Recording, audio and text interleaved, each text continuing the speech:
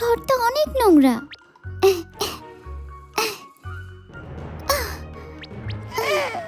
কিসের শব্দ হলো? তুমি কি নতুন কোনো যোগা করছো লুপি?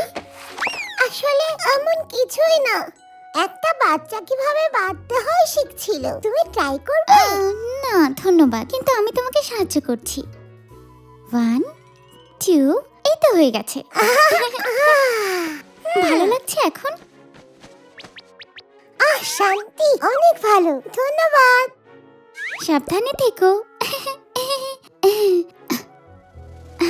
এই রুমে সবকিছু ঠিকঠাক। বিগ টেট খেলনার ঘরে আছে। ও খেলনার তদারকি শেষ। বাচ্চারা খেলাধুলা শেষ করে গেলে আমাদেরকে ক্যাফের প্রত্যেকটা কোণ ভালো করে দেখতে হবে যে সব খেলনারা ঠিকঠাক আছে কিনা আর তাদের সব অঙ্গ ঠিক আছে কিনা। প্যাট, আমরা মাত্র সেটাই করে আসলাম। সত্যি? তোমরা করেও ফেললে? তারপর আমরা শাবাশ বন্ধুরা, ভালো কাজ করেছো। হ্যাঁ, এটা কি? এটা তো সর্বনাশ, এটা তো বিগ টেটের চোখটা। হ্যাঁ, কিন্তু বিগ টেট কোথায়? ওকে খুঁজে বের করতে হবে। আমি দুঃখিত, কিন্তু ও ভেঙে গেছে, ওকে ঠিক করা যাবে না, তাই ওকে ফেলে দেওয়া হবে।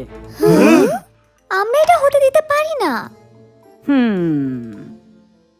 বিগ টেটকে ফেলে দিতে দেয়া যাবে না। ভয় পেলে আমাকে কে জড়িয়ে ধরবে?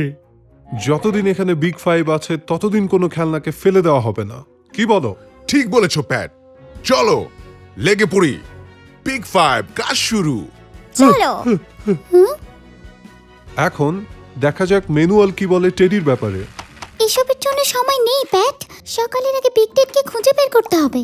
ওহো, ওই ছেলে ভেবেছে চাইলেই আমাকে ভেঙে ফেলতে পারবে। ওর শেখা উচিত খেলনাদের সাথে এভাবে খেলা উচিত না। বাচ্চারা খেলনাদের নিয়ে ছিনিমিনি খেলে, ওদের শিক্ষা দেওয়া উচিত। বলরুমে তো ওকে দেখলাম না। আরো খেলনার ঘরেও ছিল না। আর ডেজার্ট রুমেও ছিল না। তুমি কি শুনছো? তুমি তোমার কান বন্ধ করে রেখেছো কেন পার্সি?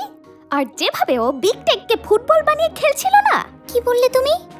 আবার বলো তো। কে? আমি? হ্যাঁ তুমি।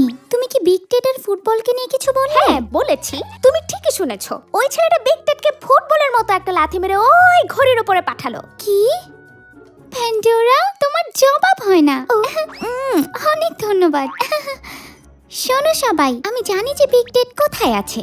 ও ঘড়ির উপর ঝুলে আছে। হ্যাঁ, আমরা যেহেতু জানি বিগ টেট কোথায় আছে, বিগ ফাইভ কাজ শুরু। টেক তৈরি হও।